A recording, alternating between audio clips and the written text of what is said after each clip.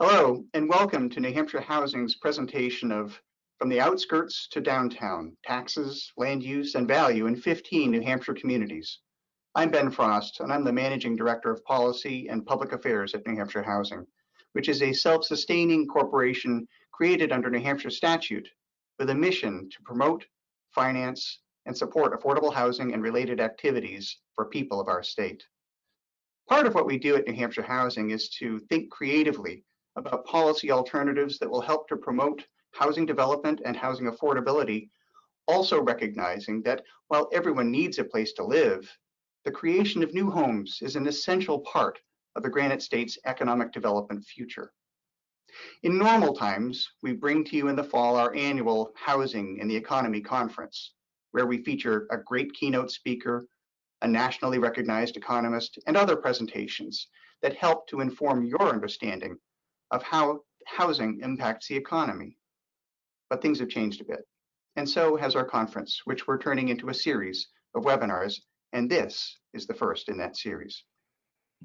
Although he's well known in planning circles, we first thought of working with Joe Minicozzi and his Asheville, North Carolina firm Urban3 recently when he undertook a project in Manchester analyzing land use and land values there. We recognize that Urban3's approach could have great utility in many communities throughout New Hampshire as those communities wrestle with questions of how to promote what forms of land use through their zoning ordinances to achieve the best outcomes. Working with Joe and his team, we identified for study 15 communities across the Granite State, large and small from the seacoast to the North Country. Joe will present the results of that work today. In fact, Joe would have been our great conference keynote speaker. This presentation is being recorded and will subsequently share a link with anyone who registered to attend today. Also, in the coming few weeks, Joe will be making additional presentations that will focus on specific regions and localities in New Hampshire. Links to those regional events can be found on our website, nhhfa.org/events, and they will also be recorded. Joe's presentation today will last about an hour, then we'll have time for Q&A. Please enter your questions in the chat box, and we'll get to as many of them as time allows. Before I introduce Joe, I want to take a moment to thank our sponsors. Craig Beachman Associates, RBC Capital Markets, and TD Bank. We are grateful for your support. And now to our speaker. Joe Minicozzi is the principal of Urban3.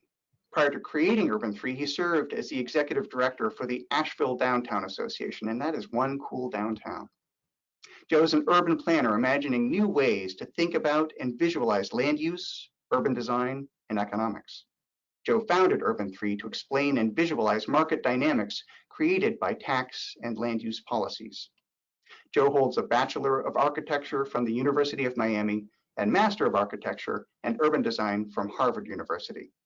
In 2017, Joe was recognized as one of the 100 most influential urbanists of all time. Joe, welcome virtually to New Hampshire. Thank you. Let me get my camera on and get the show started here. And thank you, Ben. Thanks for the kind introduction. And I do wish that I was up there, hopefully catching some leaves if they're still turning up there. We're just getting them here in Asheville. When we do our analysis of cities, we're known for these pretty technical maps and graphics of economic performance of municipalities, but really there's some simple lessons that are going to play throughout this presentation, particularly for your state and New Hampshire. There's a form of a DNA that we see with places, with cities, that it's sort of scalable. Cities, towns, villages, hamlets, they're all part of a human habitation pattern that is basically scalable. A neighborhood scales up to a village, that scales up to a town, that scales up to a city. And I like to think of it as a form of a DNA, that I have a DNA. This is how I started, and this is my path. I'll be my grandfather whether I like it or not, or more importantly, I'm going to be this guy, my dad. And so if we think about ourselves and we think about our families and we think about our DNAs, we understand this. We know that I'm growing to be my father, whether I like it or not, or there's things that I try to avoid that I've seen in him. So my family has a genetic predisposition to heart disease. So I know that I have to eat right, lower my stress level, exercise. Those are things that I have to do now to deal with future costs as I grow. And this is no different. That you'll see with all of these cities in the sample set. We're seeing these same scalable ideas that we can share across, which is really awesome about this project. It is an undertaking to do this statewide. So this is going to be fun. But first, let me talk about Asheville for a second in the story of how I got here to do this analysis. Asheville it used to be the second largest city in North Carolina, and then it fell flat on its face in just after the Depression, and pretty much boarded itself up and just walked away. That's actually a shot from the 1990s. So people come to Asheville and they're like, oh, it's so awesome. And it took a lot to get there. It took a lot of change that needed to happen to fix these older buildings. And it wasn't easy either. That there were a lot of people that are just like, that's not who we are. We're not Boston. We're rural mountain people. You know, just we're done with this experiment of urbanism. This isn't who we are. And Asheville's got plenty of space around it to grow into. But there's a company that I used to work with, Public Interest Projects, or actually still in their offices now, which is a for-profit real estate developer, started by the man in the upper left. And Julian basically took some of his inheritance, a tremendous sum, it was $15 million, and created a for-profit real estate development company. And basically it was like, all right, I'm going to fix buildings and start businesses. So what we did is 25% of the money went into the businesses, and 75% went into the buildings, to fix the buildings up, to make places for people to live. And our time was the direct opposite, though. We spent most of our time with the businesses. But this is one of the buildings that we fixed before and after. And basically it was an old hotel that we converted into apartments. And you know, if I were there in the room, I would ask everybody in the room who lives in a multifamily apartment, like a 400 square foot apartment. And usually like one person's hand goes up, and I'll just change the question and say, who in this room has lived in a 400 to 500 square foot apartment? And usually 90% of the hands go up. And what we have to do is realize that when we look at information about housing, that we're all different places in time where we sit right now as a person, and that there's a time in our lives where we needed a different housing type. And for us in Asheville, it was like, all right, well, these are 28 units. This would be a no-brainer, and it was, and it's been 99% leased up ever since. So what we find is that with people, we have to think about the data that we're asking about the questions, rather than just take data that is given to us. We have to find more information and look at things. So this is looking at our downtown again. So we're $100 million, or our $15 million investor on a $100 million downtown. That's what our downtown was worth. So just by fixing up those upper stories, this is what happened to our downtown's wealth. And it wasn't just us. There were other developers that were doing things, and also the city was doing stuff to prime the pump. So all of that value was captured in buildings that were just sitting there fallow. They were just empty. So to show you that it's not all love and roses in Asheville, these are some campaign ads from the 1990s from Chris Peterson. And I love Chris. Chris is a friend. But here he is complaining about the city. The city started investing in streetscape projects, parking garages. They were doing things to make those buildings occupiable and solving some of the problems that they had, which was their pedestrian environment and where do you put your cars. So they centralized that basically. But $26 million, that's a lot of money. You know, I don't have $26 million, but let me ask you a question. If you have $26 million and you invest it in a $100 million asset, and if that asset grows from 100 to 500, so investing 26 in yielding $430 million worth of growth, is that a good return on investment? Yeah. So, you know, you're not going to stop Chris, however. I mean, he's got a website with fire and brimstone. I asked that, this is our mayor, by the way. I asked the mayor, I said, is that a liquor drink? She goes, it should be. You know, it's just, he's going to have his attitude. He's going to have his biases. He's going to have his opinions. But there's facts that show that we're actually growing our wealth. This is something that's happening with our city. And we really should be looking at the economic terms of what this means because of what the cities are. A city, a town, a village, a county, it's just a finite boundary of land that has to be managed. Those acres are critically important in how you work them. And if you look up the word incorporate in the Oxford American Dictionary, it says to constitute a company, a city, or other organization as a legal corporation. By law, there's very little difference between our real estate development company in the city. It's just a bigger real estate development corporation that's got a social structure and a board of directors that we elect. You know, it's true to your city, it's true to your county, it's true to your state. It's also true to our country. Joe Biden said this in 2016 on the Stephen Colbert show. The United States is the largest corporation in the world. And I'm such a nerd, I went and looked it up, and there it is. There's our US code that lists us as a federal corporation. So when I talk to my elected officials here in town, I want them to know that Asheville is 6 times the value of Ted Turner.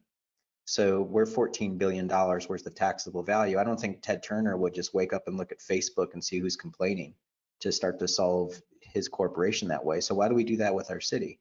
And at the very least, we should understand the land production of what's going on with the crops in our community. So when you talk to farmers, if anybody has a farmer in the family or knows farmers, farmers are always talking in economic terms. They know the water per acre, the labor per acre, the crop yield per acre. They know what it yields in the marketplace. It's all an economic term. They just don't go out and farm everything. They're doing it all based on economics, simple economics. And we should do the same with our buildings. So this is one of the buildings that we rehabbed. Ground story retail, second floor office, upper story residential. So here's the streetscape that Chris got all upset about. So the city did a sidewalk streetscape. They gave us a garbage can, a bike rack, 2 benches, and a street tree. Thanks, city, for that. And that's probably like $25,000 worth of investment in front of our building.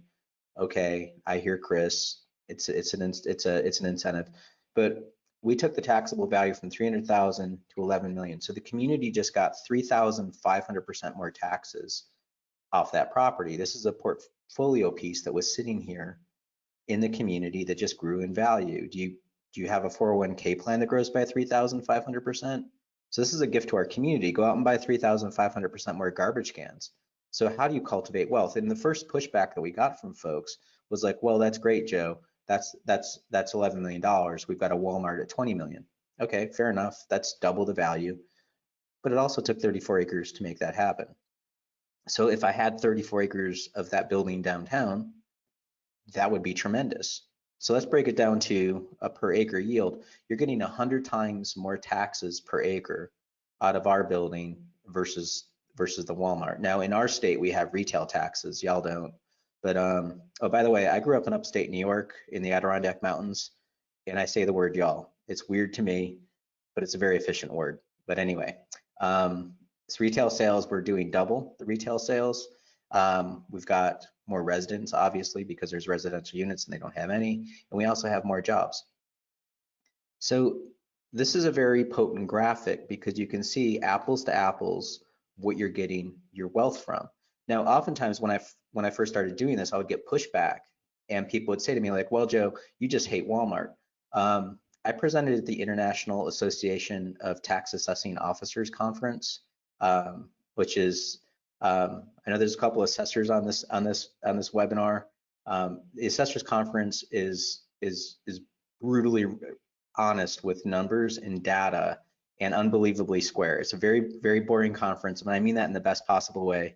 It makes a planning conference feel like Burning Man by comparison, but they're rigorous folks. They want to have very salient data about how things operate, and they scrutinize all the numbers. Well, this guy got up and presented this incredible keynote about how cheap Walmarts are. I'm in the back of the room watching this all go down, and I'm like, this is brilliant. This guy's getting all of his property tax lowered in one meeting because, you know, assessors are assessors. They don't pull value from the air. They want to know what the value is based on what it is in the real world. This is very helpful for them to get that data. Now, as somebody that's trained as an architect, I was having a coronary because I was like, how is he getting away with this? So I went up to the microphone and I asked him, I said, Mr. Terrell, what's the useful life of one of your buildings? And he quite honestly and openly shot back, 15, 20 years, we're designing the building to depreciate it as fast as possible. We'll build another building and move out to that because we care more about the transportation system. The buildings are throwaway to us. Okay, that's fine. I just want you to realize that when you have a system that's based on valuation, that there's a perverse incentive to build junk in your community. Simply put, the cheaper the building, the lower the taxes you pay. This is kind of what our system is all about. So don't hate the player, hate the game. It's not Mr. Terrell's fault that they're doing this. He's just showing us the path of least resistance. And if it's okay to have a 15-year building, great. That's the life cycle of a cat. You know, if that's worth it for you, this is a joke. I'm a dog person. But if it's worth it for you for 15 years, then go for it. But also understand what that brings to you and what the losses are in the process. The average Walmart consumes more in police services than it pays in property taxes. That's a fact. You know, so just make sure you're running those numbers. This isn't scary math to do here. Basically, what I'm doing is fifth grade arithmetic. That, you know, when we talk about cars, we don't talk about cars on a miles per tank basis, do we? If we did, we'd all be driving Ford F-150s at 650 miles per tank. If I were to brag about that, you all would laugh at me. And you're like, Joe, come on. All tanks are different sizes. We say miles per gallon. The numbers just changed, by the way, at miles per gallon. And we should all be driving BMW Acetas at 70 miles per gallon. If we can understand efficiency in a gallon of gas, certainly we should understand economic productivity of an acre of land. And that's all I'm advocating here, is to have that as part of your language about how you talk about real estate and understand it to your community. So we've done this all across the country, many different states. Everybody has different state taxation policies, but really we start to see a similar pattern. For every dollar of county tax somebody out in single family in the county pays to the county per acre, their brother and sister in the city or town in that county is paying 5 times that to the same county. Here's the Walmart, there's the mall, this is a 2-story building, 3-story building, and a 6-story building. This could be a 2-story building in Driggs, Idaho, Durham, North Carolina, or Dallas. As soon as you start stacking those stories, you're stacking your dollar bills. And it's that simple. And okay, if we can do this from an analytic perspective, can we take it to the next level? If I can show you what's going on inside your brain with your creative thought process in green and your brainstem activity in blue, can I show you like the economic model of your community? Can we do that economic MRI to show you your cash flow? And this is a model of Hennepin County, Minnesota, home to Minneapolis. Does anybody want to guess where downtown Minneapolis is? So this is a county economic model. So let's kind of step back for a second, back to Asheville. So here's my county, Buncombe County. I've got non-taxable in gray, which is this is Mount Mitchell State Park, and this is Mount Pisgah, sorry, federal parks. Those are part of the Blue Ridge Parkways. The 2 tallest mountains east of the Mississippi are in these 2 gray areas. So they don't pay me taxes. I don't care about them. I got low value in green out here, high value in purple. This is the Biltmore Estate. This is America's largest house. That house is worth $100 million for that house.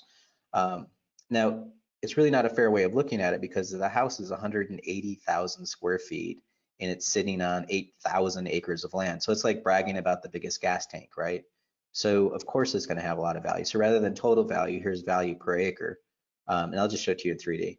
So now we can look at the whole county and see what's going on. And I can not only see where downtown Asheville is, and I didn't even bother labeling it in the graphic, but here's downtown Black Mountain. Black Mountain's about 11,000, 12,000 people.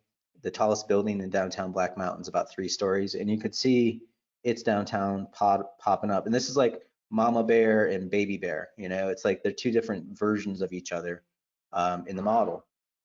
Now, the reason why we put this out there is that in my community, folks out in the county don't like our city. They don't like our downtown.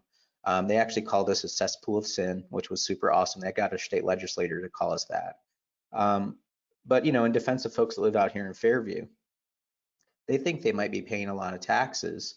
And you can see this little bump right here compared to people that they know further out here. They have no idea what we're producing in county taxes. So in their defense, it's like, all right, why don't we show that to them that this is what we're kicking out in county taxes. So rather than hate on us, how about sending us a thank you card, maybe a box of chocolates? You know, it's like, let's just talk about how we're all in this together. And really, when you see this as a map, you can see the spatial data. This is spatial. Now, by the way, I know this joke only works for people over the age of 35, but I like to keep it in here. This is all spatial analysis. So we had done some work in Manchester. Kate Sales, who's on the webinar, handled that project. She was also involved with this in your whole state. So it was kind of fun to take on an entire state. And the team that we had was Piers Holloway, Kate Sales, and Philip Welters. And what we do is basically interrogate how your state operates. We need to understand your tax system. We're not from New Hampshire. And basically, to kind of line it, you're very similar to us, that we have a market valuation that gets a taxable reduction to a tax value, multiply your tax rate, and the tax rate set by, that's set locally, the valuation is set at the state level, and there's your tax bill. So for you all, you have exemptions that we don't have, and you have a longer list of them. But then you'll have your local tax rate is produced by your budgetary needs, subtracting the non-property tax revenue, divided by the city's valuation. So you're actually working your budget into your tax rate in a more transparent way than what we do here in North Carolina, but it's an extra step. But you know, the rules apply across the board. So a $600,000 commercial property and a $600,000 residential property is going to be taxed at the same rate. In Dover, it's two mills, which yields about $14,000 worth of tax. And then your county rate's a lot lower than what we have down here in the South. We typically have a county rate that's higher than the city's rate. And that's typical of New England, that you have a lot of a lack of county value. We see this throughout the New England area, but this is the county's tax production, $700, $800 comparatively. Looking across your state, this is your total value, or think of it as your miles per tank. And you see these properties up here in purple all around the White Mountains seem incredibly valuable because they're huge tracts of land. When you say their value per acre, a lot of that stuff is non-taxable. And you see a shift down in Nashua and Manchester down here, where you can start to see the municipalities pop up. Here's Concord here. These black spots here, don't be freaked out by those, but that's all missing data. And it's largely, those areas are incredibly rural. They're still paying taxes. It's just from a geographic information system, the computer software that we put this stuff through, the data is just not there. And that's actually kind of common in rural places, that you would see some pockmarks like this. This is your state in 3D. The cities and towns and villages that we worked on are all isolated out right here, and we'll go through some of those, and there'll be a series of shows that will drill down in them. And generally, we have the whole state processed. There's areas that would need to be cleaned up if you wanted to focus in, that were outside our focus areas, but basically we had to condense in on certain areas because this was a pretty large study. So from a taxable, non-taxable standpoint, you're looking at your state as averaging about 22% non-taxable. That's land that, again, it could be huge parks, it's your town hall, it's your neighborhood schools, it's a lot of different real estate. And that's kind of average, about 22% for your area. In the west out in the Rockies, we've actually dealt with counties that are larger than your state in area, and we see a similar pattern. So basically, these are the groupings that we're going to be working within. So going forward in the future presentations, we will be doing 5 different cluster presentations, each with a little sample portfolio. So we'll be presenting Berlin, Concord, I think this is Laconia, together as a sample. And then on the west, we'll be dealing with the west separately. So it's just, you know, your communities, and this is kind of the corridor areas that we're going to be working within in the future. So just to take one as a sample, in the Seacoast, we grabbed Dover as a sample, and this is just showing you what we're going to be doing with the other places, just as a walkthrough. So here's Dover, and if you just looked at the total valuation, the Liberty Mutual site pops up as a super valuable property, but again, it's really large. When you say value per acre, it changes, and you can see how flat the Liberty Mutual site. It's a very valuable building, it's a very large building on that property, but it really doesn't pop up on a productivity standpoint because of its consumption. But you can see generally where the downtown pops out here. This is looking at Dover and its peers in its county, and you can see Durham and Rochester, and you can see it in context of the state. So in the context of the state, that county is about 5% of the county's area. It's producing 7% of the county's value from a valuation standpoint. That's a 1 to 1.5 ratio of productivity from an area to value perspective. It's more meaningful when you look at it within the county level because of the county property taxes. Here's the city of Dover within the county is about 6% of the land area. It's about 27% of the county's taxes. So that's a 1-to-4 ratio of productivity for the county, which is pretty good. And when you look at the downtown is a piece of Dover, the downtown's about 0.5% of the area, which is very small. And it's about 4% of value production. That's a 1-to-9 ratio of productivity. So think of it this way: if you have, let's say, 100 people in a shoe store and you're selling shoes, and one person's responsible for 9% of the shoe sales, how would you treat that person? That's very productive. Average, what we usually see is about 1-to-6 ratio of productivity. So this is 3 points above average, is another way of looking at that. But the downtown, let's not forget, is a piece of the county. So the downtown barely shows up. It's like 3/1000% of land area. It's producing 0.01% of the value. Those don't look like huge numbers, but when you do the math on it, it's a 1-to-40 ratio of productivity. So the lesson here is what's good for downtown is great for Dover, but it's unbelievable for the county. So that's all wealth generation to the school system or whatever the funds would go to at the county level. At the county level, for Stratford County, it's 16% non-taxable. At the countywide, again, that's generally about average. The city is about 15% non-taxable. That's a little on the low side, but still not bad. You have a large wildlife management area that would take some land off, but that's generally what we see. And I'll come to the end of this presentation, we'll show everybody together as a sample. But basically what we're concerned about is the land use types, the ingredients that make up the city. The average single family valuation is about $750,000 average per acre. The average multifamily is more than double that. And it's not necessarily just the pictures of those buildings. We're talking average across the sample. When you get into commercial properties, now we're talking about, these are like some selected boxes or representatives samples. It's about 1.3 million. That's actually less than multifamily. This is one of the mixed use buildings downtown, 3 stories, crushing it at 9 million an acre.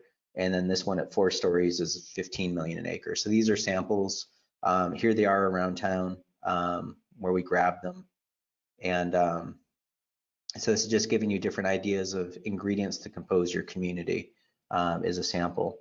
So from a productivity standpoint, taking the whole city and turning it on its side, like you're looking at a mountain profile, so you can see your city laying down. This is the average of the tide mark of where single family would be. Here's the city's average across the whole city of Dover. And then here's the commercial average, or the commercial at 1.5. Here's a multifamily average. Here's the mixed use property, and then here's the peak. So we have these for every one of the cities in the sample, but this is just showing you those title marks of where they are and what do you get for them. So just to go through all the cities is just a flashcard. This is Peterborough and its model, its typologies, its peak is at 12 million. And I'm not going to go too slow through these because I know that y'all want to see these, but we'll be drilling in deeper in future projects. But this is Berlin, and you can see it's mixed use downtown's at 1.6 million. Its peak is at 2.5 for just a 2-story building, which isn't bad. So it's got the bones of that typology of a New England town, and its Main Street popping up. This is Hanover. Doing very well. A lot of that's due to its economic generators and Dartmouth and what it draws. But you can see its downtown cluster, and then it flattens out. It doesn't flat from a topographic standpoint. I know there's mountains over there, but it flattens out from an economic standpoint. Claremont, $2 million is the value per acre. The peak at 2.6 for a 3.5-story building. And you can see like a lot of old buildings here that are bringing you long-term wealth. And how long will this commercial opportunity down here in the lower right be here? at 0.4, but the average value across the sample is 2.8 million. This is Lebanon, coming in at 6.2, 14 million for this is the peak. 90,000 is the average. So we're climbing up now with the average. And you can see that concentrated spike in the downtown. This is Pelham, flat across the model. There's some we call it like a little bit of a cluster going on over here. But again, its average value is quite high, but it's because it's filled out this whole area, and it's fine to fill that out. But when you fill it out, you're also picking up a whole lot of infrastructure to spread that value across, rather than cluster in and be efficient off the infrastructure. So that's something to just be mindful of. Exeter, cluster around the downtown, peak value of 13.5 million, averaging value per acre of now close to 200,000 across the model. And you can see that tighter cluster around the old town. Laconia, we call these the lake effects. You've got this kind of like edges around the lake where you see a lot of value, or the lakes.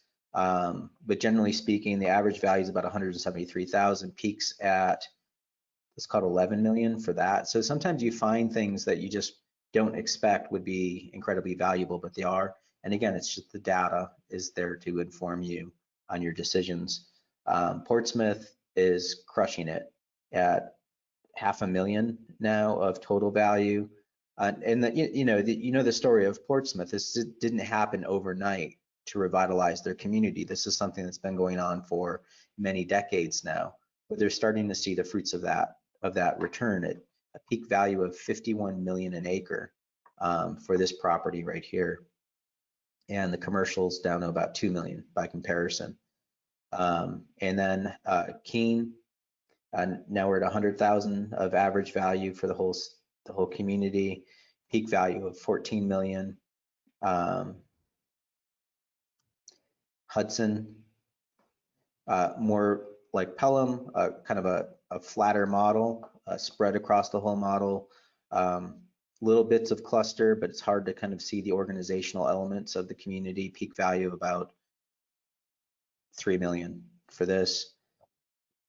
Rochester, back to the tighter cluster again, peak value 5.2 million, 88,000 average. And back to Dover that we saw earlier, Concord, peak value of 46 million, average value of 153, and Nashua, bigger spread across the model. Peak value, actually the peak value is at 13 million, which is actually less than Concord. So peak value 13 million, average value 500,000. So the average value is hitting around Portsmouth average value, but you see it's more that they've built out the area rather than clustered it up. So just to compare the places, these are a series of bar charts that just put the whole sample set so you can see how they all stack up. And again, this is hard to kind of retain as you're going through a webinar. So we're just going to go ahead and just give you all this as a PDF file as well, so you can study these.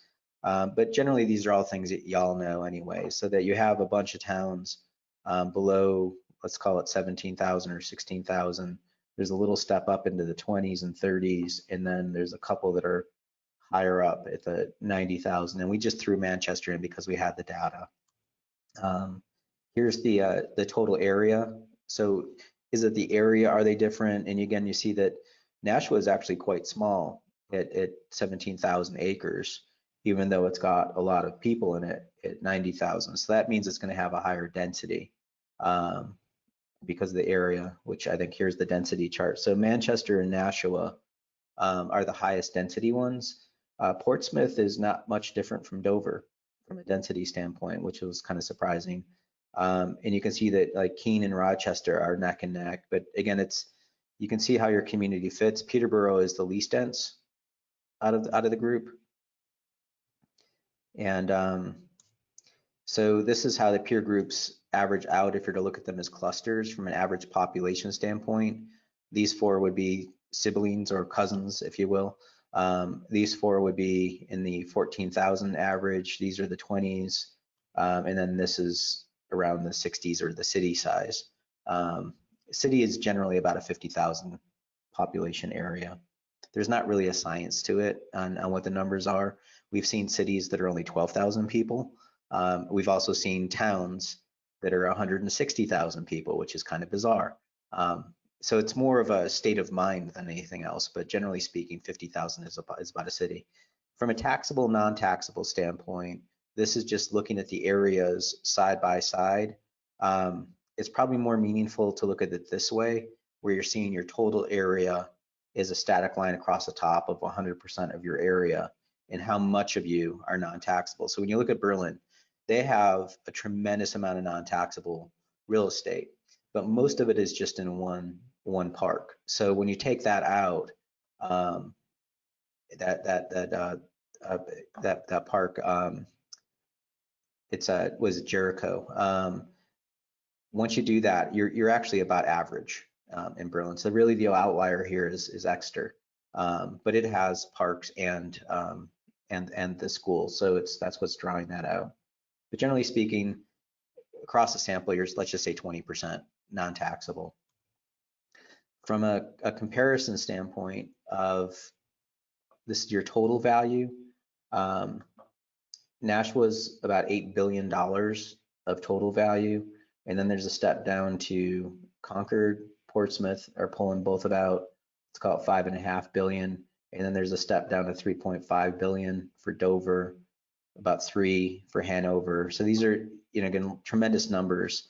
And then you step down from, let's call it 1.7 billion down to about 800 million in Peterborough, Berlin, and Claremont. So I'll just leave this up for a second so you can find your community. These are important numbers because think about this, your area officials, your town officials, your city officials, you're managing multi-billion-dollar portfolios of real estate. So you want to bring that level of understanding to your community and be serious about the numbers and what it all means. This isn't about what you want. It's like, I hear this from people all the time. Well, Joe, people want to live out in the middle of nowhere and have all of this stuff. It's like, yeah, you know how expensive it is to plow a road out to the middle of nowhere? And just make sure you're writing that down so people can see what it costs. If it's all about desires, I want to be 6 foot tall and have a full head of hair. That would make me happy. But I think the whole world should pay for my happiness. Of course, that's all right to have that desire in a political world, but there's a reality of what you can afford and what things cost and where do you get your valuation. Your value per acre across the sample.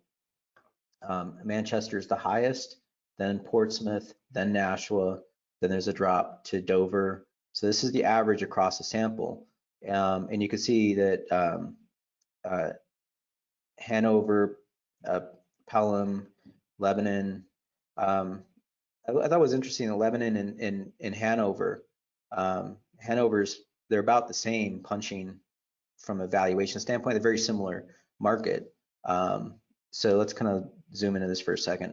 So here's Portsmouth in its value per acre at 500,000, but check out its density. It's so much less dense than Nashua. That would be its peer sample on the valuation side, but look at the tremendous density drop. So you can have density and not produce value, if you will, or you can have a lower density and be concentrated the way that Portsmouth is and gain high value out of it. So they're actually growing a lot of value out of their downtown. And I mentioned Hanover earlier, next to Lebanon. So there they are, pretty close to each other in value per acre. But check out the density difference, that Hanover is actually less dense than Lebanon by a factor of a third. That's kind of crazy. So again, it's just, here they are side by side, same marketplace. It's probably all off the same economic generation, yet Hanover has produced so much more value off less density, even though you wouldn't consider it a less dense place than Lebanon, but it is. That's the numbers, that's the facts, that's the data. So taking your whole sample and doing this is back to the ski slope of what this looks like from a sample set. Here's what you all look like. So here's your average single family across the sample. It's less than your commercial box. Your multifamilies are pulling on an average more than your commercial boxes. This is your mixed use average, and then here are your peaks. So once you start mixing up those environments, once you start stacking those dollar bills, it's an incredible jump in valuation that you're bringing to your community. Now you can't do that everywhere, but just be aware of making sure you're feeding that golden goose and that you're building that up. Or how do we get the rules out of the way that are problems for growth and opportunity in your downtown? Are you requiring too many parking spaces? Can you centralize your parking spaces? If we're dealing with cars as they move around as a community good, why aren't we thinking about the cars when they stop? And why don't we organize that the same way that we'd organize the infrastructure of a street? So just bear in mind what you can do to grow your community's value. So for some pure clustering, I'm just going to throw these up just so you can see these. We're going to come back to these in the drill downs, but basically these are the seacoast places of Rochester, Dover, and Portsmouth. And you can see that actually Portsmouth is the least population, but check out the valuation that it's pulling and the peak value. And you can see it in the model. They do all have a similar form where you can see where their mountain is, and some people's mountains are bigger than others, but you can see where they are. But here's their population, here's the average peak, and then the peak value, and then here's the average. So a tremendous difference in average value, even though they're in the same geographic area. This is the academic towns. We grabbed these as a peer sample because they all function like a college town or an academic town, which is like Exeter is a private institution, but it functions like a college town in its area taken off the tax rolls. But you can see from a sample side, Keene's actually the most populous. They all have, or actually Exeter actually has the most off the tax rolls from non-taxable standpoint. It's more due to the preserves and the wildlife areas out in the edge of town. The average values are actually highest in Exeter, and this could be because of that land that's taken off the rolls as well as making it productive. But Hanover is winning in spades on the peak value, but you can see that in the model as well. But they all do have a defined core main street that you can see in each of the models popping up. These areas lack the sort of core focus. They don't have that main street buildup, but that's an opportunity. Again, these are lessons you can learn and steal from other communities. Mentioning a main street in a village center would be kind of freaky to explain it to somebody in the Sun Belt or Arizona or something. But in New England, this is your culture. This is, what it is. You know what it feels like. You can see it. You can just travel to the next town and see it as an example and steal it. A lot of places, they just don't know what it looks like. So you have that opportunity with these communities.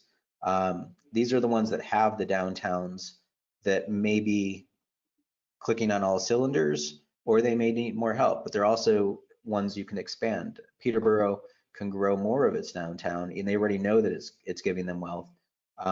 Berlin, it doesn't really show up, but you saw in the models that you do actually have it. But generally speaking, your populations are all about the same sample size as a peer group, so you can learn from each other. But you can see the peak value difference in Lebanon is actually doing quite well. But the average value comes up with it as well. And again, Berlin, you're an outlier because you have that big park in your system, just to be mindful of. And then your large cities, and again, these are you think of these as your grandparents. They've got enough population within them that you can learn from some of their heart attacks. But anyway, Manchester is the highest in the sample set. The average value, Manchester's winning, and then the peak value, you see Nashua, you can see it in the model, but in the numbers, it's a little bit more painful to see that it's only 13 million, which is way less than Manchester and also Concord. So 13 million is not great for a population of 90,000. By comparison, Asheville, we're 90,000. Now our numbers are different because of it's a different state, different valuation, but our peak value per acre is somewhere around 50 million per acre. So Manchester is actually more potent than we are in Asheville. Now, there's a lesson in all of this from a history standpoint. So we were doing a project in Charleston, South Carolina, and Charleston's old. It's like a Boston of the South. But when we were presenting to them, we said, look, you can't claim the value of the ocean. We're going to go ahead and wipe that out. But this is what you can see what humans made. You can see the city off in the distance. Now, they're older than the United States. So we have a birth date for the United States. So we grabbed all of their colonial buildings. This is a building built in 1686. This is the Red Dot Liquor Store. It's the oldest liquor store in the entire country. Here's a revolutionary getting his drink on. Here are all the buildings that predate the Declaration of Independence. So these are all colonial buildings. Y'all got some of this in New Hampshire, but here they are in plan. 21 acres of these buildings. This is what they paid in county taxes in 2015 when we ran this math. They paid 21 acres, paid 600,000 in county taxes. So we grabbed the Walmart, which is out in the county. It's the same acreage, and check this out. It paid 47,000 by comparison to the colonial buildings. So those colonial buildings are paying 13 times more potency, and they've been doing this for over 250 years or 240 years. You know, think about that for a second. You have this architecture that produces wealth, and it always hasn't been awesome. It's had its bad days, but it's come back to produce that wealth. You have this littered all over your state, these older buildings that are teaching you about this long-term adaptable value. They always haven't been, you know, a t-shirt shop or a coffee shop. They've had many different lives, but that architecture is incredibly potent. The average across the sample is $8 million an acre. So learn from that. There's a value to urban design, how you use space. We're doing a friend of mine, Jeff Speck, is doing a project in Derry, and we talked to some folks there outside of Derry. Here's the core area right there. This is where the project's located. Here it is here. There's two projects going on right across the street from each other. This is one design, and these are ones that are going on across the street. And I'll just show you what design can do. So there's a site here. The Siragusa family are doing a development, and there's a property owner doing a development on the other side. So there they are. Jeff's the designer of this site, and here's what he designed, which is based off a traditional New England-y kind of village feel, where you have kind of a court area. Actually, if we go back to the plan, you can see down here on the left, there's this larger building, there's this kind of horseshoe in the back here, and a little village street that you would have here with shops and stuff. So there's that site plan. Again, this is urban design, and the lesson to learn from urban design and these choices that you get to make. These are being seen under the same lens as just developments on the edge of town, and there's not really a difference. Well, there's a tremendous difference when you look at them in plan and see what Jeff is crafting versus this. So, you know, here in our office, we just went ahead and did this thing called a figure ground, where you map in the buildings and the parking is black and white, so you can really see the shape of spaces versus what's going on across the street. And there's an effect here once this gets built. There's an effect of valuation, what happens with your long-term value. But this is the shape of the streets that Jeff is making, where it's kind of craggly and almost like ox paths or cow paths that you all have in New England, how you set up your streets as it goes through, where this is just some buildings and a parking field. But this is what happens to the public realm. The street is maintained by the buildings on this side, and because the parking is all at the front, the street view pops way back. And on not only that, but on this street as well. So that shapes the public realm and how people drive through it. It actually makes you go faster when the cars move, when the buildings move further away from the street. But from a valuation standpoint, this is the parking to building ratio on this side at about a 1 to 1.5 versus a 1 to 3 on this side. So that affects valuation, where this is about $1 million more an acre versus this from a valuation standpoint. So that's going to affect your taxes. In Manchester, we learned this. So here's all of their downtown, and we just colored in their parking, and they were telling us there was no parking downtown. We're like, well, it looks like there's a lot of parking downtown within a 5-minute walk of the lofts. Here's how they're using the parking across the whole city. And this actually isn't bad compared to southern cities, but this is where you're getting your money out of the buildings. You have to pay for the cost of roads. So this is the whole city is a land area, and that's how much is actually being used for your communities. So this is the average Manchester resident. There she is. Here's their buildings and parking. The average Manchester resident has about 1.5 parking spaces dedicated to them across the city. And when this gets built, the assessor goes out and puts a value on the building and a value on the parking. Now, this was estimated off one parking lot downtown that was in the prime parking location. As you go further out, the valuation of the parking isn't this great. But let's do the math on this. You're going to pick up the cost of that road. It's going to be $20 a square foot in front of the building and $20 a square foot in front of the parking. So when you run your taxes, if you're paying 2% of taxes on $90 and 2% on $1.20, that means this is paying 75 times less taxes than that for the same cost, right? So let's go back to this. This is 4.6 million of value per acre for this property. This is 2.5 million over here. Just by crossing the street, and because of the design, you've actually almost cut your property value in half from a productivity standpoint. But both of them have to pay the cost of plowing that road and this road here. So just be aware of that this is, when you have that development come in, it affects your community from a design standpoint, from a walkability standpoint, but also financially. So just to make the point, if you look at the edge of the parking here, it basically terminates in the middle of this door right here on that building. So that's one side. Here's the other side. So that parking basically spans the whole front to right about the midpoint of this building right here. So I just wanted to show the community. I was like, look, here's the parking lot. It's about the width of this building right here. You got 2 more of them back here. So here's the first field that's going to get built of parking. Here's the second, and there's the third. So these aren't the same things. You can't call these two developments the same type of development. So be aware, this is a suburban pattern on this side of the street, and there is a transference of wealth in that pattern. So just to close, I did mention the roads, and I'll show you what we're all dealing with. This is Lancaster, California, up and over the mountain from Los Angeles. Here's the city. They're not doing so great. They're 168,000 people, but the thing that was really scary is they have 953 miles of roads in their community. And this is just a city of 160,000.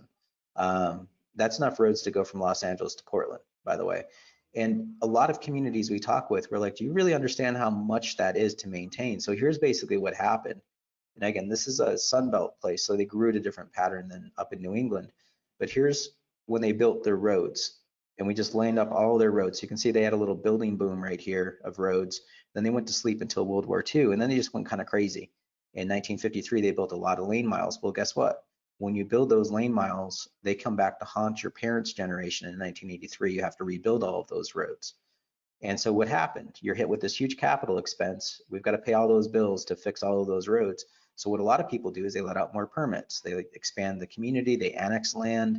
Well, that brings more lane miles. So this comes back for a second generation because roads have to be rebuilt every 50 years. And here comes the new built roads that you just built for their first rebuild. So we stopped them in 2016 and said, you're not going to build another road from here to infinity. This is your rebuild cycle. Every community we talk to is carrying this load. And what you'll notice is how it gets bigger over time. So that first rebuild was just kind of crazy. And then it just got bigger. And notice how it's getting bigger and bigger, even though we stopped building roads on them. This is the problem of the American system of development that we've become accustomed to, but no one's played out the math to it. And that bill is coming due. This community can only afford 50% of their roads right now. That's the situation that they're currently in. 50% of their roads are unsustainable. And we just showed them as a graphic. Now, we're not telling them they need to unplug all those roads, but they need to find another way to pay for them because they can't. It's just that's the reality of math. So seeing Manchester the same way, this is Manchester in 1925, 77,000 people. And then Kate just went ahead and just figured out how many roads there were. 140 miles of roads, about 9.6 feet of road per person.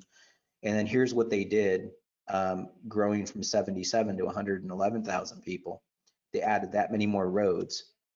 So now they're up to 25 feet of road per person. It was like, were their ancestors, they could live with so much less road? I mean, what's up with that? So here's their population growth. They've grown their population by 44%. They grew their roads by 163%. So you're essentially only adding so many more people, but you're adding so much more liability, 163% more liability on top of those people. That's not a long-term way to build yourself long-term wealth. And our great grandparents understood this. When you look at our towns and villages of what we used to create, they were dense because of the expense of infrastructure, period. That was it. Okay, so that might be depressing. So now what? This is a way that you can, some lessons to take from this show. Do more analytics. Talk with your assessors. Assessors are awesome. The reason why I was at the assessors conference was to show them this map. This is a map that we made in Cheyenne, Wyoming. And this is just dirt value per acre. There's no buildings in this image. And the reason why I brought this to the conference is because I had some questions. See this neighborhood in the upper left up here, it's all blue. You can see everybody's the same value per acre. That seems normal for a neighborhood.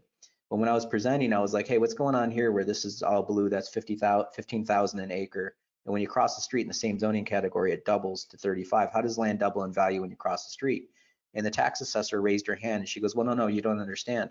They've got more land. The more land you have, the less value per acre. And I was like, really? What's the value of the street, 3 miles of street around this property? And she goes, no, we don't count infrastructure as part of the valuation. I said, so he's got 3 miles, this person's got 200 feet. She goes, yeah, we don't care. I was like, okay, if I have a bigger site, I'm gonna have more use. More use means more trips, more car accidents, more police calls, more fire calls. She goes, yeah, we don't count any of that either. I said, so you don't count any of your hard costs, none of your soft costs? She goes, that's not the way the assessment works. And I said, all right, so does that work that way with diamonds? If I get a bigger diamond, is it cheaper? She goes, well, that's different. Now their magazine is called Fair and Equitable. Now to their credit, I asked them, I said, how is this fair and how is this equitable? And she just, to the assessors, they just said back to me, they're like, well, it's not. And I said, so where did this come from? Did Moses deliver this? And they laughed. They thought this was funny, by the way. So how does this affect the market? And they said, well, you need to talk to Larry Clark. So I tracked down Larry. Here he is. And I showed Larry this stuff, and he thought he thought the jokes were funny, by the way. But he's like, no, this is just a standard that we just really haven't thought about. And we probably need to change it. You're right. It's not fair. It's not equitable. So have the conversation with your assessors and realize they're in pursuit of fairness and equity too. So show them these models. This is the dirt value per acre of Manchester and Nashua area, Hillsborough County. And you can see how downtown pops up. But you want to be looking for things like this. You want to look for little patterns where you can see this small, like these little clusters that some stuff that might not be fair or equal. And again, this is just, we're doing these computer models that are different from the way that the communities operate. So this is just a new way of talking about stuff. Learn from your neighbors. You know, y'all have plenty of samples here. Steal from each other. These are patterns. Learn what works, learn what doesn't work, and share this information and learn from the other communities and samples. And again, we're going to be going through this in deeper drill downs in peer groups. Maintain and recreate a historic value. Learn from your grandparents. Reproduce this. Why is this not happening? What rules are in the way that make this difficult or illegal in some cases from a zoning perspective? Adapt. Learn that these buildings, if you build the right architecture, they can have many lives. This is a postcard from 1905, and these buildings are producing $29 to $30 million an acre down that street, which is kind of insane. 40 million on the Pierce block. So again, these are lessons from your great grandparents, and you know, Portsmouth is pulling it off. They're bringing in new buildings. We couldn't find the value on this one; it's so new, but that one there is just replicating the value of what their great grandparents did.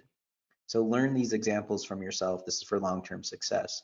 And realize that parking is subsidized. When you have a math that works out where you're paying less tax on something for the same infrastructure, that is a subsidy. It's not a subsidy that we're used to, that we go down to town hall and I get a zoning variance or something like that. That could be a subsidy, or you give me a density bonus, that's a subsidy. But just by how we run our taxes, it has subsidies baked within it. Build for productivity. This is giving you what it is, which is low value, high consumption infrastructure. And okay, you know, it's like some people tell me like, well, Joe, I want Walmart because it's cheaper goods. It's like, great.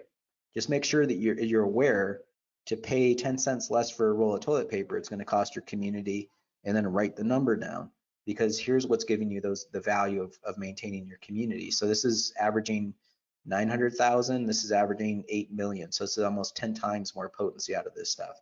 And this is the kind of stuff you put on a postcard. No one puts this on the postcard from a value standpoint.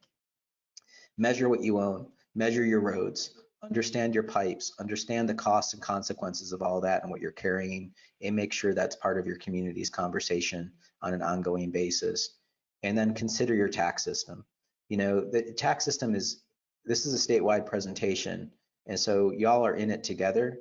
Consider how you do your taxes and what is an appropriate tax. Now, I just want to give you one example to close on this. Is the tax, the single tax from Henry George, who was a tax economist or an economist from the 1800s, who proposed a land tax. And when I talk to people, I'm like, does anybody know who Henry George is? And a lot of people don't. But his tax was basically, think of it this way. If your family were the Copleys in Boston and they stepped off the Mayflower, they had a strategic advantage to hold real estate in Boston, and they could sit on it forever. Meanwhile, the communities got to pay for the pipe, the garbage truck, all of that stuff. So he thought that was patently unfair, that you're taxed on how you use land, not on what the land gives the community as an asset. And he became famous for this in the late 1800s and actually started a movement. And my favorite story of this is that Elizabeth Maggie Phillips is a Georgist, and she has spectacular eyebrows. I love her eyebrows. But she thought, you know, adults are too set in their ways. They can't get their brain around changing the tax system. So I'm just going to work with kids. And so she invented a board game to teach us land value taxation. Anybody recognize this? It's Monopoly. So the rules of Monopoly are location, location, location, land assembly, and then put buildings on it. So they were teaching us that because it's more economically efficient, because that's the connection to the cost of community, is the cost of your infrastructure. So the more that you think that way and the less about value, why should you tax me more because I built a granite building? You know, it's like I've given you this incredible wealth for generations. So think of it as, what's the cost of the community? How do you line that more up? And we call this geo-accounting. You know, that if you geographically account for your data, you can better understand. And if you talk to your accountant, like, your accountant doesn't care if you buy a boat, right? Your accountant cares if you can afford a boat. So at a community level, it's not about what you want, it's about what can you afford and how do you do it. And then the final lesson is just put the information on a map so that you can explain to your community what the value is, and so everybody can see the numbers in place. It doesn't help anybody that, like, my mom has a high school education. I'm not going to go drop like an economic report on her desk and tell her to read it. And it's not that she's ignorant, it's just that she's busy and this is her world, but she can look at a picture and see it. So communicate with folks. And finally, I'd recommend Chuck Marone's book, Strong Towns, where he talks about the cost of roads. It's a fabulous book, and he explains a lot of what you saw in that Lancaster. In fact, we modeled that model off his work. And do your math. So thanks for your time, and thanks for your patience with me on this and with the webinar. I hope everybody's doing well, and I look forward to seeing you all in the other shows. And with that, I think we'll open it up. Thanks, Joe. This is great. We have a ton of questions. I actually want to start with one of my own, and it goes to you hearken to Chuck Marone and Strong Towns, and I encourage people to go to the Strong Towns website, subscribe to their e-newsletter. Great short articles that are really informative. A couple of them recently have been about what they call the messy middle. You know, planning is always about an end point of a vision of where we're going to wind up and then stop. That seems to be what, you know, master plans are all about. Yeah. But there's always something going on in the middle of this. And could you talk about this notion of messy middle in relation to the abandonment of a Walmart versus an open storefront in a downtown? Yeah. Well, from the downtown standpoint, you know, if somebody were to occupy one of the little shops in one of those mixed-use buildings, and you're going to try a tea shop in Berlin, let's say, may not be the market for a tea shop in Berlin, and they're going to try that, and they might fail. You know, they might hit it out of the park. You never know with an entrepreneur. They might be a bad business person. Maybe a good product, a good location, good opportunity, failure from a standpoint to understand how to maintain their own books. So there's a lot of human problems in any business. But if that store fails, it's just a little store. And there might be 20 of them on Main Street, and they will iterate and change lives, and other things will happen. Where that Walmart is, 120,000 square feet, just dead all at one time. And when it goes, it's going to crater all that parking as well. Now the assessor's stuck in a position of, what do you put on value on that? It's not like another Walmart's going to show up and take over that Walmart, and oftentimes they're deed restricted. So it just gets low valued, gets a value deduction because of what it is. It's a very low value space. So it's just something to be mindful of, and these kind of iterative trade-offs that happen. And it's hard because you want to plan for things, and you might want to say, well, Joe, well, what about your dairy example? You've got a developer putting a lot of effort into this mixed use thing, and what's wrong with just the other thing on the other side, just being messy and suburban and having a shorter useful life? It's like, well, you're also hobbling an investment that's happening on one side of the street by extracting value on the other side of the street. It's like, if you've got somebody willing to do a longer term investment, find ways to cooperate and see that as a value enhancement on the community. So you want to look for opportunities for doing that. That you want the rising tide to raise all boats in the community, if that makes sense. Yeah, it does. We have a bunch of questions that I kind of categorize. Some are more philosophical, some are kind of technical. I'm going to start with sort of a philosophical one that'll harken back to your days working in downtown Asheville. And this is from Gregorio. How do we market a holistic smart growth approach to community?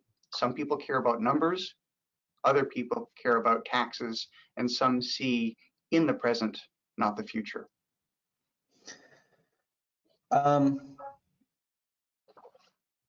a complex question. Well, from a smart growth perspective, I'll be maybe a little bit more crude and blunt. There's a comment in the chat about more roads equal more cars equals more jobs. Who says? It's like, does it? I have a car, but I also bicycle to work. It's like, there's people that walk to work here. If you disable the environment so that people can't walk or can't bicycle, you've pre-designed the solution to be cars. And a car consumes about 250 to 350 square feet of space to just sit around while I'm at work. And that's 250 to 350 square feet that's taken off the tax rolls or lowered off the tax rolls for me to have my job. As long as there's a balance, I'm not saying people shouldn't have cars, but have a balance of how it's all worked out and treated, and that you're writing down the costs of this stuff. What's the transactional costs of moving people further away, so you have your drive till you'll qualify form of housing, where people live further out, and there's a totality of cost along it. In Eugene, Oregon, we modeled their stormwater system. The cost of their stormwater system in their community, if you were just go out and rebuild it right now, would be $450 million. $450 million just for the stormwater system. So realize, parking lots are impervious surface, so are streets, so are buildings. And the more you stretch people out, the more streets you pick up with more impervious surface requirements.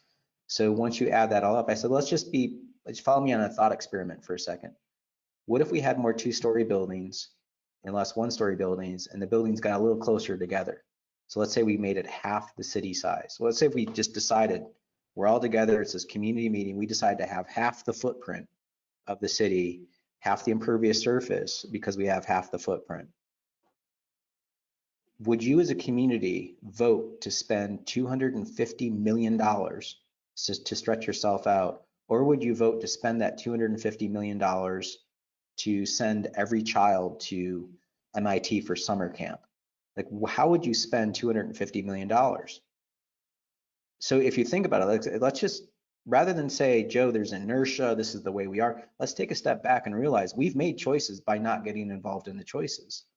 And those choices have consequences and costs. So in Eugene's case, if 30 years ago they sat down and said, what's the best way to spend $250 million, would they have chose to stretch themselves out. If they said yes, fine. It's their, every community, these are your choices. Just make sure that you're writing numbers down and looking at them and making the best community choices. I would go with the more of a social, I don't even have kids, but I would vote the kids go to MIT. I want my community to have more intellectual capacity.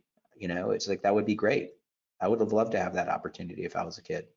You know, so it's just, these are things that are, again, choices. And this isn't to be like, it's got to be dollar driven down to the penny, but it's got to be conscious about how those choices are made financially. I hope I covered it. Yes, you did. You know, this is kind of a statement which we'll treat as a question, and it focuses more on the numbers. And you've touched on the cost of rebuilding roads, and that was a pretty stark example you used. But this is a comment from Susan.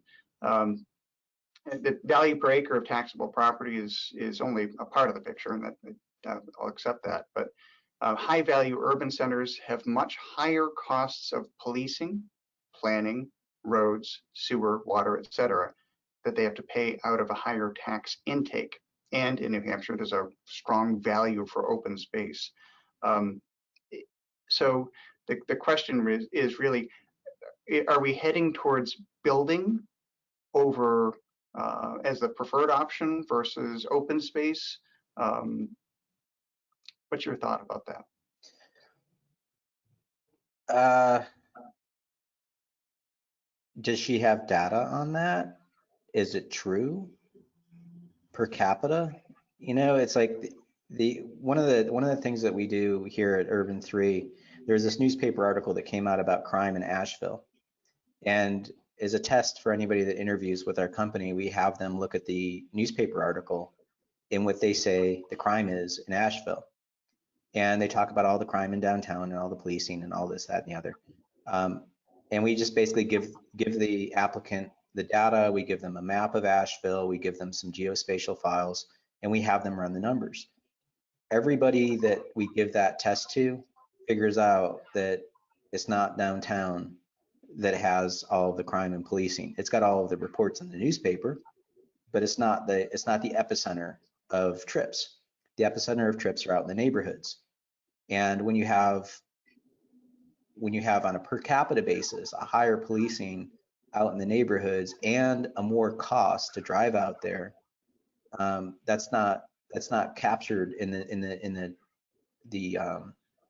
the stories that we say, you know. So I would just say Susan, I want to see the data, because I don't necessarily believe that. In fact, the Walmarts, I told you, like Google Bloomberg Walmart crime report, Bloomberg Analytics did this amazing story. And every city we talk to any police officer any chief of police in a community that's got a Walmart, they will tell you a Walmart is about 2.5 police officers full time at that Walmart per year. That's $40,000 a cop. That's times 2.5. So you're talking $90,000, or about $120,000, sorry, worth of police costs. Then you got to buy a car for them to sit in. Then you've got to like buy all the equipment. Then you have to have somebody answering the phone back at the police station. Once you start adding that all up, you're talking $300,000, $400,000 of police services for that Walmart. So it's just like, you know, that's one store. And it's like, okay, well, Joe, there's a lot of commerce going on. That's what happens. It's like, well, it's also Walmart's policy, because you don't have to bring a receipt in when you bring your Walmart goods. So it actually encourages people to steal, and they know that Walmart actually accounts for that. So just the only thing I would ask is to move past biases. I'm not here to like tear down all of the forests and tell everybody to develop skyscrapers either. I was showing you 2- and 3-story buildings. So, and as far as open space, yeah, stay out of it.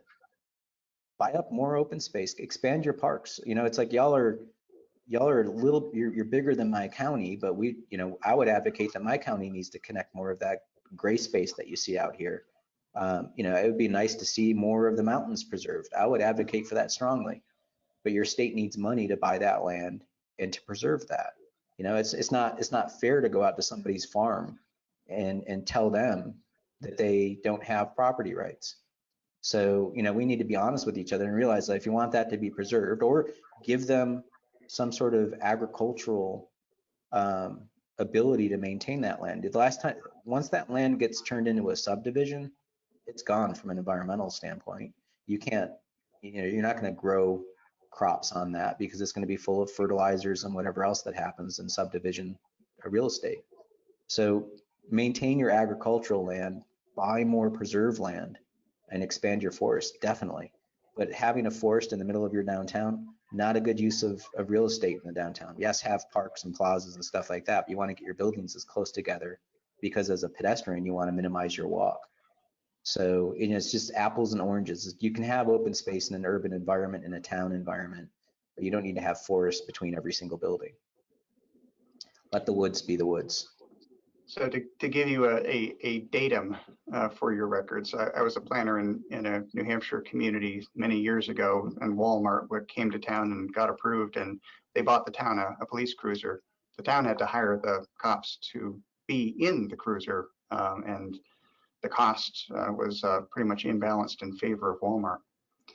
Did Walmart pay to maintain the police cruiser? Did they no. buy the next police cruiser after that one wore out? It's they did not. Again, yeah. So here's a question. And again, this isn't to vilify Walmart. This is to realize when you're playing it's the cost. Checkers, when you're playing checkers against somebody that's playing chess, you're going to get your clock cleaned. They're using numbers and data. So just it's not like it's not like you need a PhD on this stuff. I have a degree in architecture. I like to draw pictures. This is just get past the fear of math and kind of get in. And math is not something we like to do. But realize when somebody else is playing math against you, they're going to win that way. So here's a question from Olivia. How do you use this information with regarding value per acre to benefit everyone in the community? Often downtowns, once revitalized, and this might be the case in Asheville too, certainly Portsmouth, can get too expensive and lack affordable access to housing and commercial spaces. This is, and she says, you see this in Lebanon, Hanover, and Portsmouth. Mm-hmm. Build another one. It's when you've reached the point where you know that it's working, replicate it. In the case of Asheville, our downtown's clicking on all cylinders. And what drives me nuts is over in West Asheville or East Asheville or North Asheville or South Asheville, we should be doing a little mini-me. We should be doing a little baby downtown and let it start to grow up. So those neighborhoods have their little neighborhood coffee shop. And this is a pattern that you see in New England. And y'all got this in spades. You may see like a jurisdictional boundary where like we're a different town. But if we were to export your two towns here to Asheville, you would be all in one city. It's just a happenstance of your geographic shaping of where you were as an New England town. Or if anybody's been to Boston, and let's use Boston as an example. Or actually Portsmouth. When you start to walk out of the core area of downtown Portsmouth, you'll walk into a neighborhood and you'll find a restaurant, a coffee shop, a bar, or a pub. That the neighborhood may have those ingredients of what is a downtown in a lot of places. So I would just allow yourself to just think of that pattern of what used to happen. And most of them were within 15-minute walks of people. And I hate to keep on using Boston as an example, but it's kind of like the mothership of New England examples, or Portland, Maine, where you see that every 15 minutes that you walk, it's almost like there's a little baby downtown that sort of starts to happen. And there are your patterns of your squares, where you'd have some cluster comes together. There's maybe a post office, a fire station, and a couple of restaurants or something like that. And it's just that neighborhood pattern that you have those uses within your neighborhood. Neighborhoods shouldn't be just monolithically residential. That's an anathema to the New England pattern of development that happened post-war, when all of a sudden we got like really into like controlling everything with zoning. The old pattern was these adaptable buildings that a house at an intersection would eventually turn into a coffee shop or a bistro or whatever. We used to allow that to happen. Now it's become difficult. So I would just think of that as downtowns become expensive and constricted, that's a lesson that it's working, and you should try to do more of it somewhere else. And it's just look for opportunities to convert buildings that are cheaper. That's a lesson from Jane Jacobs, The old buildings are the cheapest things that you can get, which is great. Don't be so fussy about the architecture. Sometimes like a good old warehouse can be a really great creative place to retrofit. So just, yeah, I'd say build more. I just wanted to point out one of the examples you used from Dover, the multifamily, was actually a project that New Hampshire Housing financed. And we didn't ask you to use that example. It just came out as a really good one. Got a couple of questions. This one here. Yeah, that is the one, the Woodbury Mills. Yeah, and I think it was an old shoe factory. Nice adaptive reuse. Well, you know what's cool is that if you want to have some real fun with history, pull your Sanborn maps. Sanborn was a fire insurance company that went around and mapped all downtowns, and you'll see these two buildings on the right, and they actually wrote down what uses were on the ground floor. In all of these old towns, like they weren't restaurants 100 years ago. You know, you might find there was an apothecary, a barber, some cases a shoemaker or a cobbler or something. There were like kind of quasi-industrial uses in the middle of your downtown, and it was because we needed stuff and we made it locally. We did things, you know, find people in your community that are your makers. These people, you know, the 20-year-olds, they're trying to like build stuff or help them in the business and help them get into those ground floor spaces to cultivate new local jobs. I mean, they're incredible things you can do in your community, and people that are struggling that just don't understand how to pay rent. You know, they don't understand how to run the books in their business. Share, work with each other. These are all things you can do in your community. Get older businesses to take a younger business under their wing. We did this in Asheville. You know, we share business experience with each other and have business meetups and, you know, things that I would never even think about. I want to talk to somebody who's had a business longer than me and learn from. So just work together. So we have a question from Mike, and this has come up time and time again in the planning dialogue in New Hampshire and elsewhere too. But he's looking for an example, a simple example of how to determine return on investment of public investment. And I'm not sure it exists, but take a stab at it. Yeah, the simplest way is to, I mean, I would argue to do it geographically, because that house or property way out at the edge of town that has more miles of pipe and road dedicated to it is going to be more expensive than something that's closer to, you know, the water treatment facility or the middle of your downtown, you know. So not to pick on Liberty Mutual, but that business is essentially just a big office building, and it's out in the middle of nowhere. And I'm sure it's probably easy to get in and out of, but all of those employees don't have options for lunch or to eat at a deli or something. So they have to get in their car, consume more infrastructure to go get a sandwich, you know. If they were in a mixed use or downtown environment, they could just walk a couple blocks. So that trade-off is, it's a little bit more complicated to work out the parking, but we could figure that out as a community and make sure that we're getting some side benefit so that those individuals are, one is they're having a better, more entertaining time at their job, that they can just go take a lunch break and go somewhere. But also those other things that happen, those meetups, going off and meeting at a coffee shop or a restaurant for a business meeting, or before work or a breakfast joint or something like that. That I mean, I understand we're in COVID, but this will too pass. So this whole history of this is how we've built cities for millennia. We do this because it makes economic and social sense from an interaction standpoint. And there's tremendous power in that. There's a really good book, The Triumph of the City by Edward Glaser.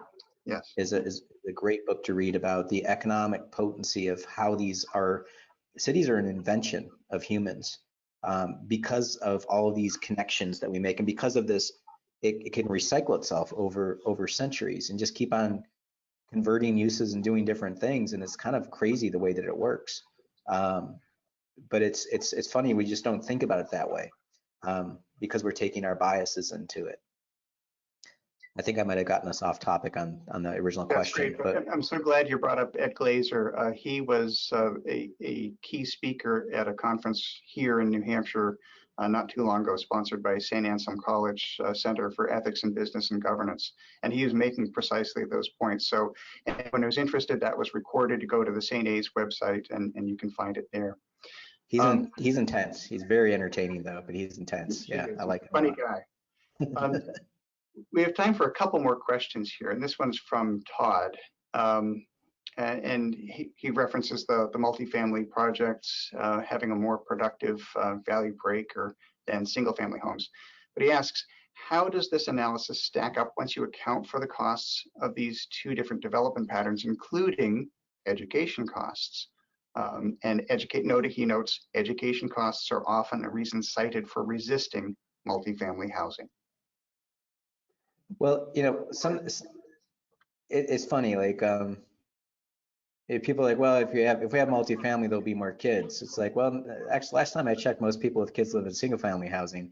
So I would just question the data. You know, it's just, you know where the kids are. You know, you can pull your school rolls and you can put them on a map, see where they live.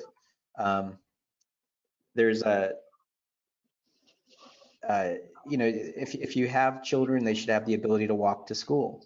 Your housing should be placed in a way, and this is again back to your traditional patterns. That why should a child have to be chaperoned with a bus or their parent driving them around? That's additional cost on the infrastructure. I walked to school when I was a kid. I walked to grade school. I walked to kindergarten with my brother. And I walked to junior high and high school. I didn't have to have a car. My family was with, I come from a blue collar working class community family, and we couldn't afford to have the kids with cars. But I could also walk to the schools because my city was designed in a way that it had that pattern.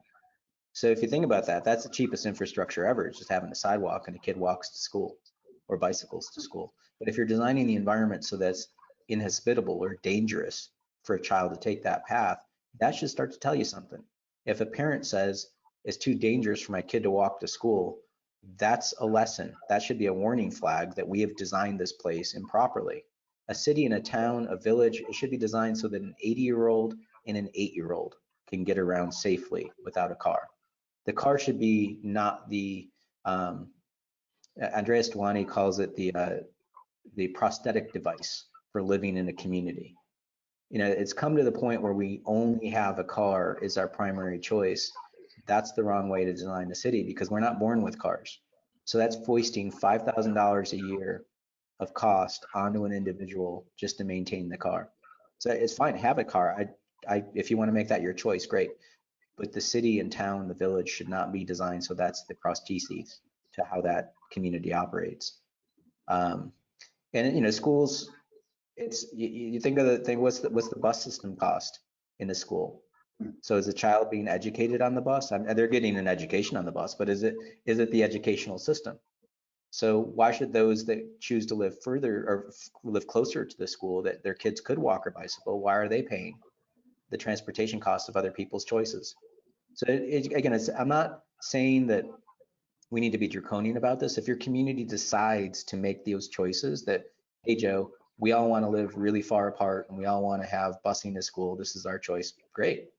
Just be aware, write down the cost of all of that, put the buses on a map and understand what those lines are, the bus line costs are for each bus to be there, and make sure that you're writing that down every year, that we're putting 15% of our school budget into transportation costs when that could be eliminated if everybody walked.